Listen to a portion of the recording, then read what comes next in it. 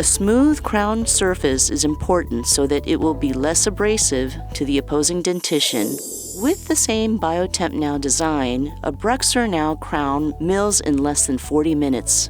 Now is short for no oven wait because BruxZir Now zirconia crown is fully sintered and can go straight to patient delivery. Due to the design, minimal adjustments are needed. A smooth crown surface is important so that it will be less abrasive to the opposing dentition, so any adjustments are done with fine grit diamond burrs and polishing cups and wheels. Ivoclean is used to remove salivary phosphate contaminants that inhibit successful cementation for zirconia crowns. And monobond is placed in the internal surface of the crown to enhance the bond between the cement and restoration. I use a bonded cement protocol with Reliax Universal, which is great for retentive and non-retentive crowns.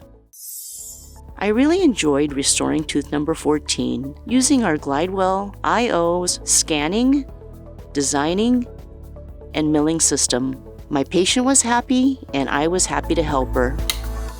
This is Dr. Jinny Bender. Thank you for watching. Stay tuned for future Glidewell in-office solutions clinical videos.